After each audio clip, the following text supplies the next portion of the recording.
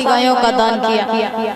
धीरे धीरे इधर गाय का जो बालक था, जब गाय के गर्भ से जन्म लिया तो उसका आकार कैसा था? उस गाय के बालक के कान जो थे वो थे बछड़े की तरह, शरीर पूरा था मनुष्य की तरह। तो अब आत्मदेव के घर में दो दो खुशियां, एक धुंधली का बालक, एक गाय का बालक। तो अब आत्मदेव फूले नहीं समाये रहे, खूब सारा दान किया, खूब सारी गायों का दान किया। अब धीरे धीरे महाराज हुआ ये दोनों बालकों के नाम कर्ण संस्कार करवाए गए। और जब दोनों बालकों के नाम कर्ण संस्कार हुए तो धुंधली का जो बालक था उसका नाम धुंधकारी पड़ा और गाय का जो बालक उसका नाम गोकर्ण पड़ा। संतों ने बचपन में भविष्यवाणी कर दी कि हे आत्मदेव, ये जो धुंधली का बालक है ना, धुंधकारी, ये बहुत बड़ा पापी होगा, अत्याचारी होगा, अधर्मी होगा, संत महात्माओं को सताएगा, बहुत बड़ा अत्याचारी अधर्मी होगा, इसीलिए इसका नाम धुंधकारी। और जो गाय का बालक था, जब उसकी हस्तरेखा देखी तो संतों ने कहा कि ये जो गाय का बेटा है ना, ये भगवान का बहुत बड़ा भक्त होगा, अनन्य भक्त होगा, तुम्हें सतमार्ग की तरफ ले जाएगा, तुम्हारा उद्धार कराएगा, इसीलिए इसका नाम रखा गोकर्ण। दोनों बालकों का नाम कर्ण संस्कार हुआ। धीरे धीरे दोनों बालक बड़े हुए। सूत जी महाराज समझा रहे हैं धुंधकारी बचपन से ही पापी है और गोकर्ण महाराज बचपन से ही भक्त है। अच्छा, बच्चा बिगड़ेगा या सुधरेगा ये लक्षण उसके भीतर बचपन से ही आने लगते हैं। अगर बच्चा मंदिर में जा रहा है, बचपन से ही सत्संग में लग रहा है, कीर्तन कर रहा है, भागवतों में जा रहा है, तो समझ लेना ये भक्त बनेगा, पूजा पाठ अगर करता है तो। और अगर आपके समझाए पे जो बच्चा टेढ़ो टेढ़ो भाज रहा हो, आपके समझाए पे मंदिर नहीं जा रहा, पूजा पाठ नहीं कर रहा है, गलत काम कर रहा है, बचपन में ही आपकी बात नहीं मान रहा है, तो समझ लेना कि ये पक्का राक्षस बने। तो बनने की और बिगड़ने की जो लक्षण होते हैं बच्चों के अंदर बचपन से ही आने लगते हैं, लक्षण बचपन से ही दिखाई देने लगते हैं। अब हुआ ये कि धुंधकारी बचपन से ही पाप करने लगा और गोकर्ण महाराज बचपन से ही भक्ति करने लगे। अब धीरे धीरे समय बीता, धुंधकारी और बड़ा हुआ तो जो धुंधकारी शराब, जुआ, मांस, पराई नारी की संगत, 5-5 वेश्याओं को रखने लगा और गोकर्ण महाराज भगवान का भजन करने लगे। अब धुंधकारी अकेलो अपने अम्मा दद्दा को, तो अकेले लड़का के लाड़ तो ज्यादा होता ही है, लाड़ को लड़ुआ होता के। हाँ, तो अब अकेलो धुंधकारी आत्मदेव खूब लाड़ कर और लाड़ ही लाड़ में औलाद बिगड़ जात। सुपरीक्षित जी महाराज का बहो क्या धुंधकारी पापी है। अब इसकी शिकायतें आने लगी आत्मदेव के पास में, तो आत्मदेव इसे समझाते भी हैं, बताते भी हैं, मगर ये ना सुनता है ना ही मानता है। धीरे धीरे समय बीता। अब धुंधकारी इतना बड़ा पापी शराबी जुआरी हो गया कि आत्मदेव का जितना धन था, जितना भी सब कुछ था, वो सब इसने बर्बाद कर दिया, कुछ नहीं रखा इसने। अच्छा, शराबी जुआरी कबाड़ी जो हो उनके घर घाट जल्दी पिछ जा परीक्षित जी महाराज, तो यही हाल है, धुंधकारी ने सब कुछ बर्बाद कर दिया। और गोकर्ण महाराज को तो कोई मतलब ही नहीं, वो सिर्फ भजन करते हैं। अब इस धुंधकारी ने जब अपना सब कुछ बेच दिया, सब कुछ दाव पे लगा दिया, तो एक दिन ये धुंधकारी आत्मदेव के पास में आया और आत्मदेव के पास में आकर के इस धुंधकारी ने महाराज आत्मदेव से कहा कि पिताजी मुझे धन चाहिए।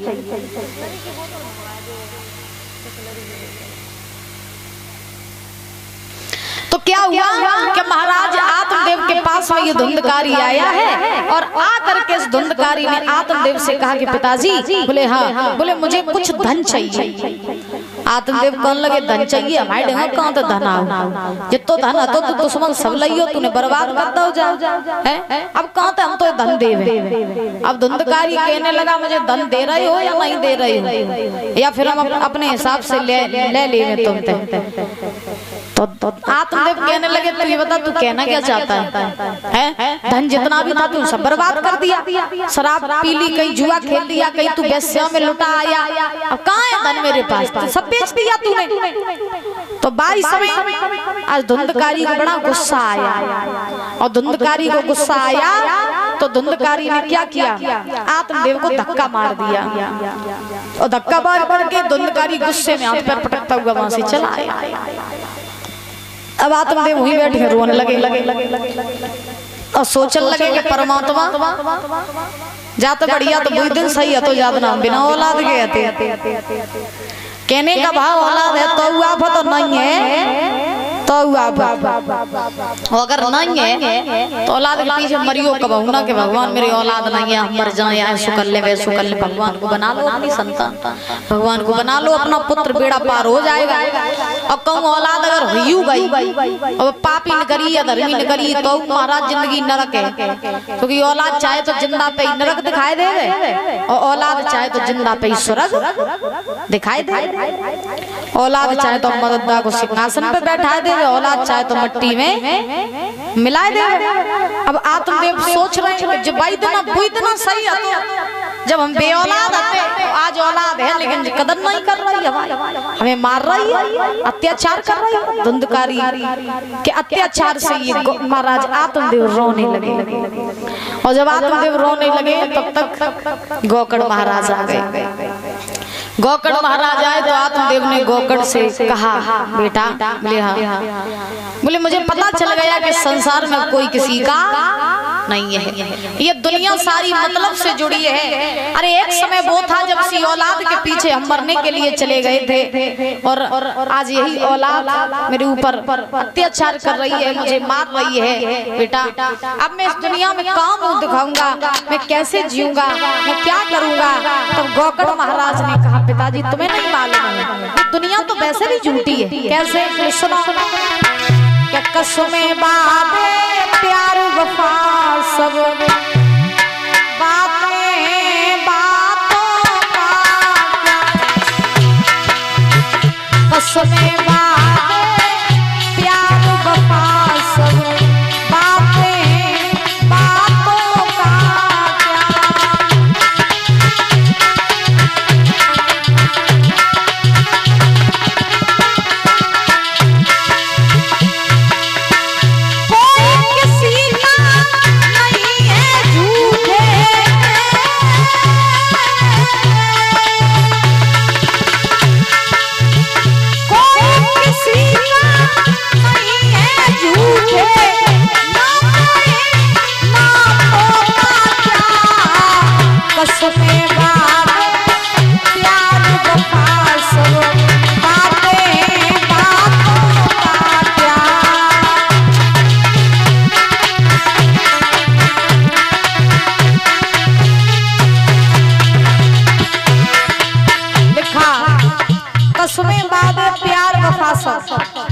बातें बातों का क्या, और कोई किसी का नहीं है, झूठे नाते नातों का क्या। ये बात बिल्कुल सही है। पत्नी अपने पति से कहती है तुम्हें कुछ हो जाएगा, तुम्हारे साथ ही मर जाएंगे, तुम्हारे बिना हम जी नहीं पाएंगे, कुछ लोग कहते हैं। लेकिन ईमानदारी से बताओ सब झूठी है क्या नहीं है?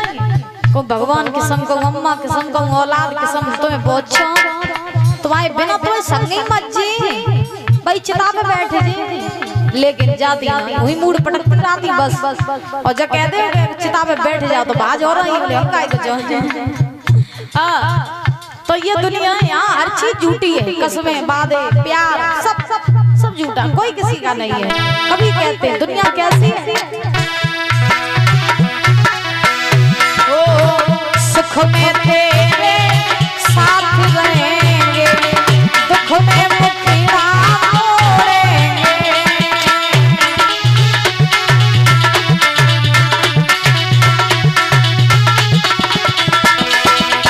सुख में तेरे साथ रहेंगे, दुख में मुखिया मोड़ेंगे, दुनिया वाले तेरा मुंह के तेरे दिल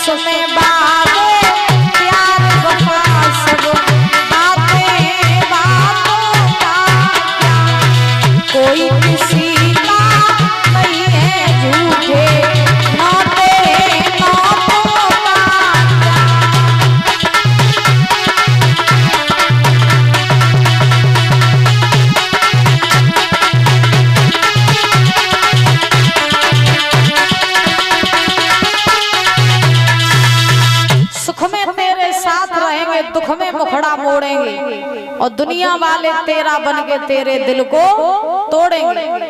देते हैं भगवान को धोखा, इंसान को क्या छोड़ेंगे, और कसमें वादे प्यार वफा सब बातें हैं। देख लिया दुनिया का सारा नजारा, ना हम किसी के न कोई, मतलब से भैया यार पुकारे, मतलब से बेटा बाप को पुकारे। तो कहने का अभिप्राय कि दुनिया में कोई किसी का नहीं होता है।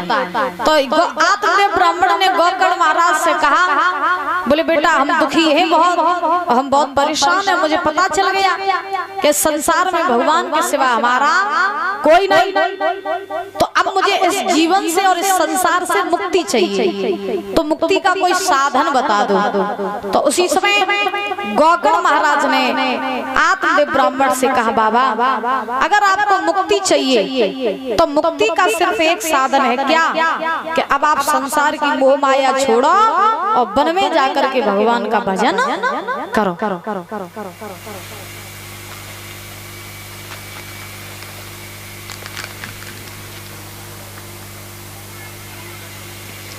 अब ये संसार से विरक्त होकर के आप वन में जाओ और वन में जाकर के भगवान का जब आप भजन करोगे तभी आपको परमात्मा की प्राप्ति होगी, और जब तक आप भजन नहीं करोगे तब तक परमात्मा नहीं मिलेंगे और नहीं मुक्ति मिलेगी। और फंसे भी क्यों हो झूठे संसार में, जब आपको पता चल गया कि दुनिया में है ही नहीं कोई किसी का, तो क्यों फंसे हो? तो इसलिए जाओ, अब तुम भजन करो जाकर के। गोकर्ण महाराज ने उपदेश दिया, तो महाराज आत्मदेव बड़े खुश हुए, जवाब दिया, बेटा जो मेरा है वो मेरा नहीं है, और जो पराया है वो मेरा है, वो मुझे सतमार्ग की तरफ ले जा रहा है। बार बार धन्यवाद करके आत्मदेव ब्राह्मण ने आज महाराज जी संसार की मोह माया छोड़ करके हाथ में कमंडल लेकर के बाबा बन करके और महाराज वन में जाकर के भजन करने के लिए चले गए। बोली वृंदावन बिहारी लाल की, राधा रानी सरकार की। आइए बोलते हुए चलेंगे सभी लोग।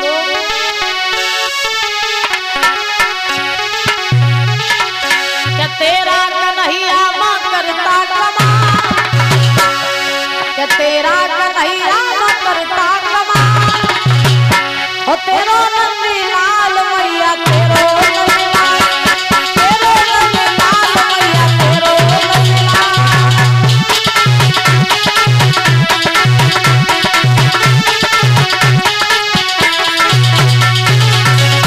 ताली बजा के बोलो सब, और जिनको बधाई डालनी हो बधाई डालने खड़े होकर खड़े बाबू। अब वो का लपट लग रही बहुत बुरी, तो सब लपटियां ने ताली बजा ताली।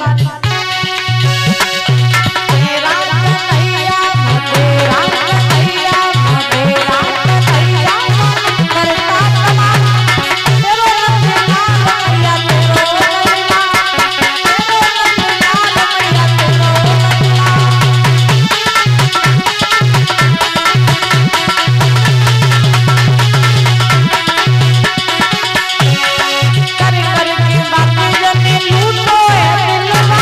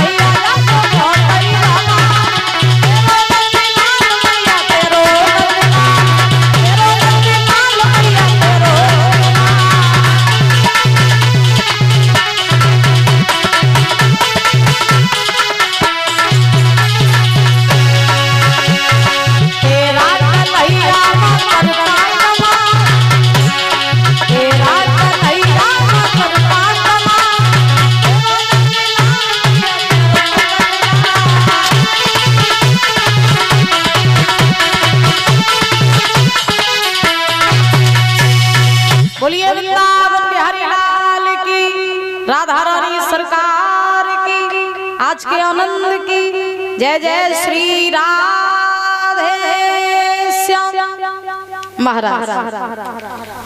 आज सूत जी समझा रहे 88,000 ऋषियों को कि हे ऋषियों, आपने ब्राह्मण ने जो है घर परिवार छोड़ दिया और घर परिवार छोड़ करके इन्होंने वन में आकर के महाराज भजन करना प्रारंभ कर दिया।